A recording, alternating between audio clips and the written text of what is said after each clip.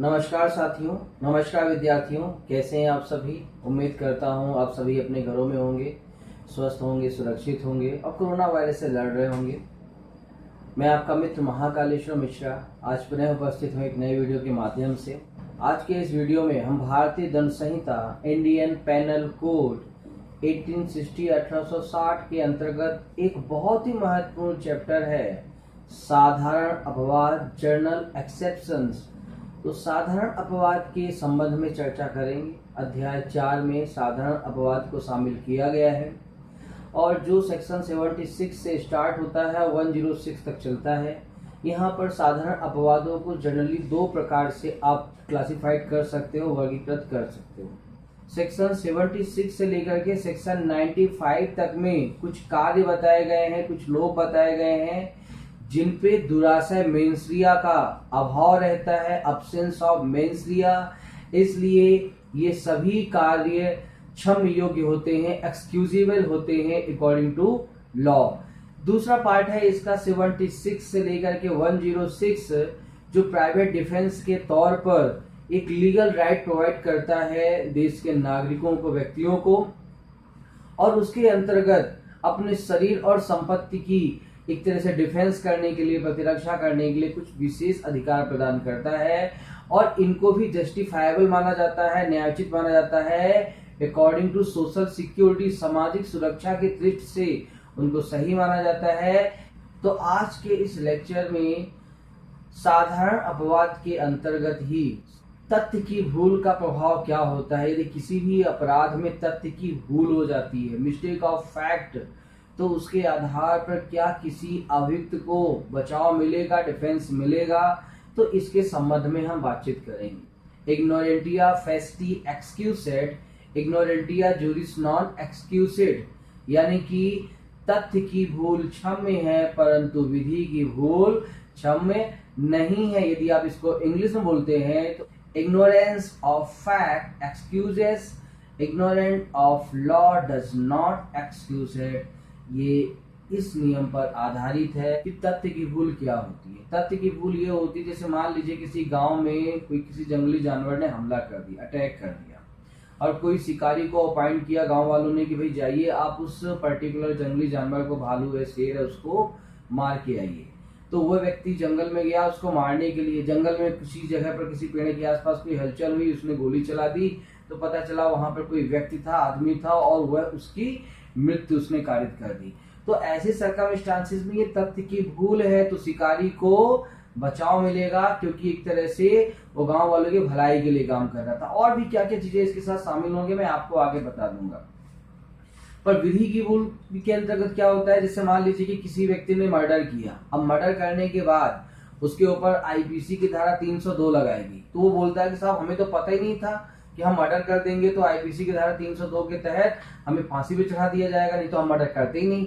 तो अब यदि विधि की भूल का बचाव लोगों को दिया जाने लगा तो हर अपराधी यही कहेगा कि हमें तो पता ही नहीं था कि ये अपराध करने पर हमें ये सजा मिलेगी, नहीं तो हम ये अपराध नहीं करते। इसीलिए एक सामान्य उदाहरणा की जाती है, प्रिजम्पशन किया जाता है, जर्नल प्रिजम्पशन किया जाता है कि इस किसी भी देश के अंतर्गत जो प्रवर्तित विधि होती हैं उनका नॉलेज सभी व्यक्तियों को होगा, यानी उनको पता होगा कि वो जो कार्य कर रहे हैं वो किसी न किसी प्रकार से दंडनीय है। उनको केवल आपको ये बताना पड़ेगा कि कौन से कार्य या लोग कह सकते हैं कि अनलॉफुल है और कौन से लॉफुल है, और धीरे धीरे अपनी सामाजिक समझ के अनुसार व्यक्ति चीज को समझने लगता है। तो वो बेवजह इस तरह से बचाव ले करके अपने आप को कह सकते हो अपराधों से ना बचा पाए, इसलिए विधि की भूल को क्षम्य नहीं किया गया है। लेकिन कुछ सर्कमस्टांसेस यानी कुछ तथ्य के साथ मिला करके तथ्य की भूल को क्षम्य किया गया है।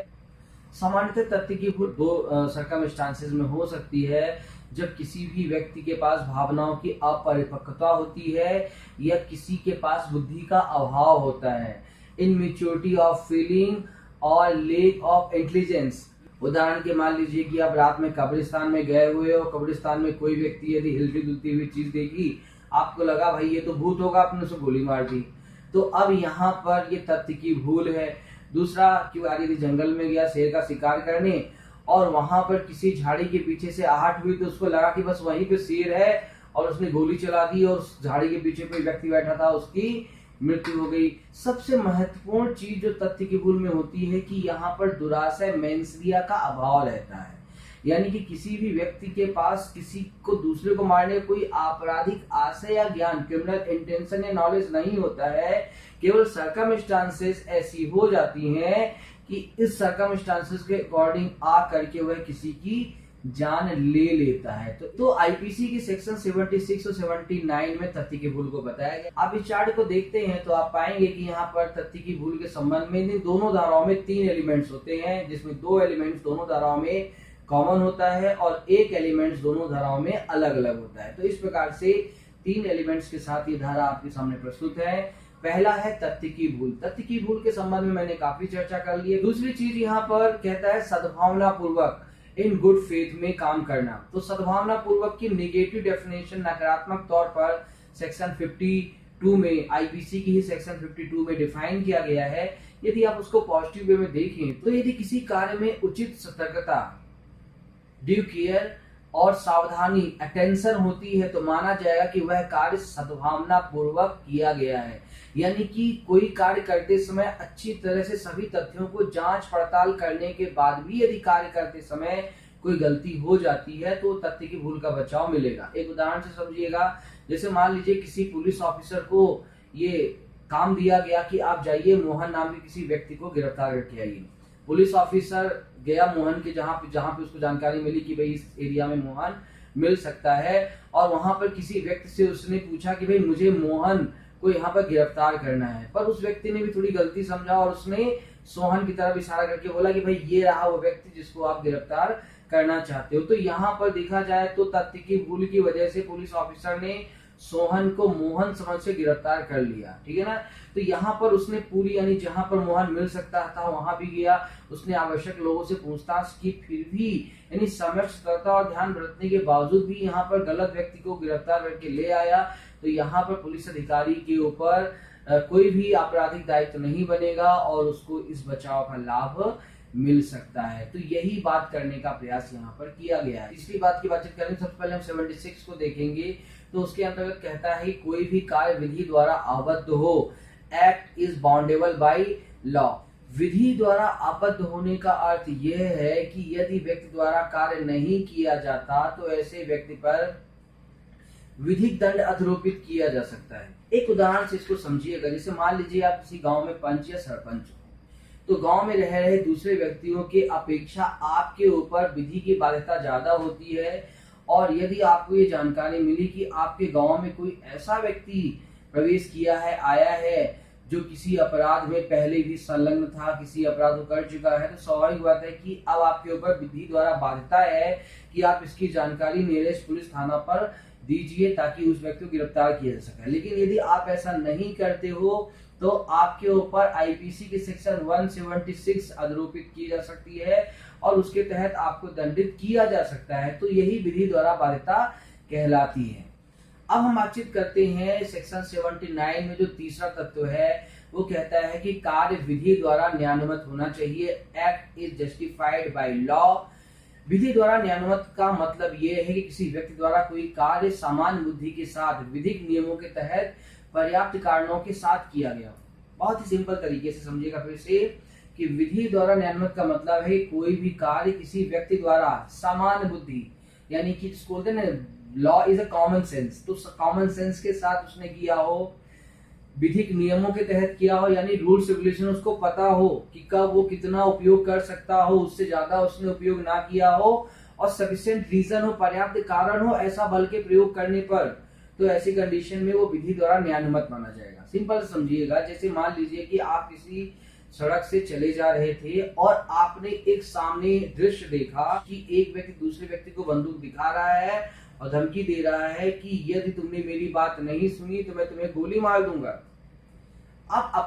अब यहाँ पर आपने अपनी सामान्य बुद्धि का प्रयोग किया और पत्थर लकड़ी जो भी आपको मिला वहां पर आपने उसको उठाया, उसको जाकर के पीछे से जोर से मारा और वो बेहोश हो गया। और जब वो बेहोश हो गया तो आपको पता चला कि वह व्यक्ति अपने प्राइवेट डिफेंस में बंदूक निकाल करके उसको धमका रहा था, ना कि वह उसके साथ लूट कर रहा था, या उसका मर्डर कर रहा था, पर चूंकि यहाँ पर आपने अपनी सामान्य बुद्धि के तहत कार्य किया है तो इसलिए ये तथ्य की भूल है, और चूंकि आपने कार्य भी सद्भावना पूर्वक किया है इसलिए आपको सेक्शन 79 का बचाव मिलेगा। तो इस प्रकार से तथ्य की भूल का बचाव किसी भी व्यक्ति को कैसे मिलेगा ये बताने का मैंने प्रयास किया है। उम्मीद करता हूँ आपको मेरा लेक्चर पसंद आएगा। यदि आपको मेरा लेक्चर पसंद आए तो मेरे चैनल को सब्सक्राइब करें, लाइक करें, डिसलाइक करें। आपकी यदि कोई प्रॉब्लम्स है तो आप कमेंट्स के माध्यम से मुझसे पूछ सकते हैं। तो घरों में रहिए, स्वस्थ रहिए, सुरक्षित रहिए। इन्हीं सब विचारों के साथ मैं आज अपनी बात को समाप्त करता हूँ। जय हिंद, जय भारत, नमस्कार।